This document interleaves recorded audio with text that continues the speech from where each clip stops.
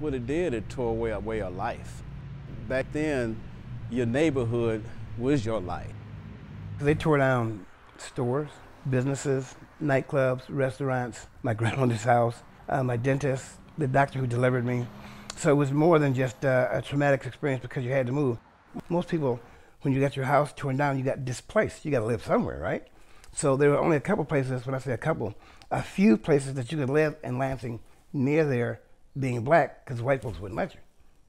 Colored welcome if you could live there, and if you can't, it would say white only. Well, my childhood, you know, I was fortunate. I stayed 6 blocks away from Sexton, 6 blocks away from my middle school, 6 blocks away from my elementary school. So I walked all the time.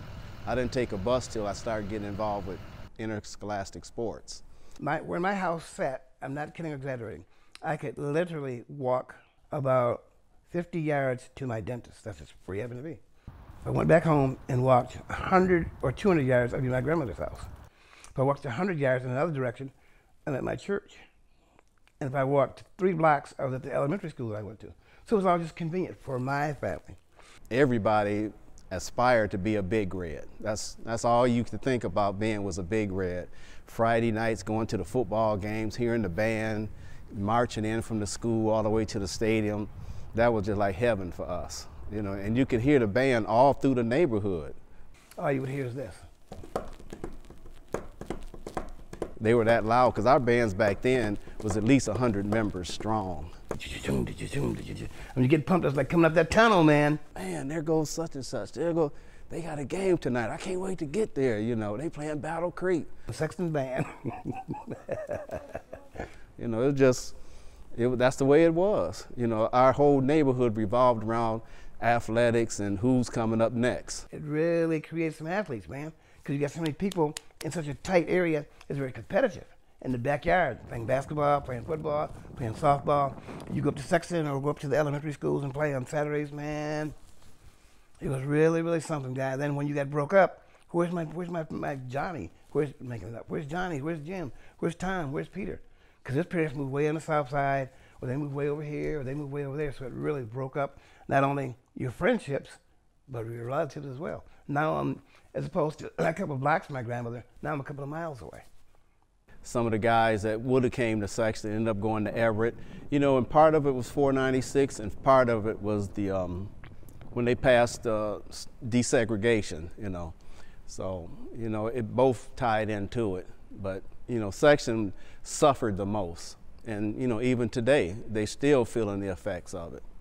When I was 11 and 12 years old for the Pop Warner League football, we never lost a game. All of them were like 56-0, literally, and the owner of the team, they call him Spags, got death threats. We're gonna kill you for buying those N-word people, all those nice fancy uniforms. How could you dare do that? So the white people were calling in, because we were beating their kids, little white kids, to death. You know, I mean literally. I mean 56-0 every game. When they tore out the houses, you know, it just fragmented the whole neighborhood, and these people that was all in a tight-knit group in a neighborhood was moved to the majority went to the south end of town, and so out there you didn't know people, you know, and it was a frosty atmosphere, you know, because you got a new segment of people coming into your neighborhood by the boatloads, you know. It's just hundreds of them coming in all of a sudden. In our neighborhood, you knew everybody up and down the street, everybody.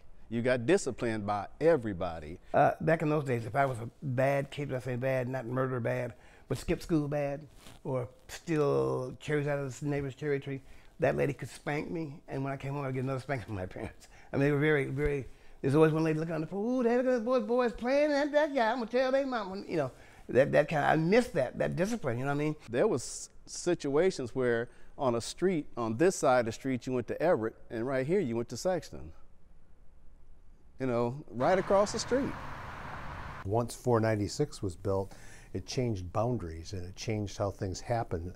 There's always been the story that Irvin Johnson lived in Sexton's district until 496 was built. It just seemed weird that when the greatest player in Lansing history, when it's time for him to go to high school, now it's time to change the boundaries. Let's see. I would say that 90% of, maybe more, of our Everett High School when I was there was white. So it was a very different racial makeup. You're going over to Sexton here in a little bit, and Sexton was always the school where the black kids went. Neighborhoods got destroyed, and people had to move somewhere, so there was a lot of movement all around Lansing. So we saw a lot more minorities on the south side of Lansing than we ever saw when I was a young child. Oh yeah, it had to be problems because, you know, you figure, just like at Everett, if it was 90% white at the time, now you got this influx of these black kids coming from the west side because that's what the law said they had to do. Now, if he's better than your son, he's playing. So now your son is playing, you're like, wait a minute, these kids come from over there, they taking our positions. Well, that's the way it is. Yes, we need an expressway. It's a very advantage. I enjoy using it right now to go to East Lansing. And when you're coming back to go downtown, it's very accessible. It is. So you got to decide, A, would they put an expressway in there just to mess up the black community in terms of redlining, or did we just need an expressway? Well, I don't know the answer. Had not the expressway been there, all those people that are on the south side would have all went to Sexton. They wouldn't have lost the game in any sport.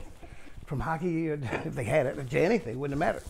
There was a lot of animosity initially, but, you know, winning cures all. You know, that's always been the phrase. It was just a different experience for them. It wasn't bad, it was just different. I miss the churches. I miss the fact that, like I said, you could go anywhere. You didn't have to lock your doors. I knew that I could depend on you. If I lost my lunch money, you give me a dime. I mean, it was all like one big positive gang. It was really nice, man. They tore down really a way of life, and I ain't got that no more.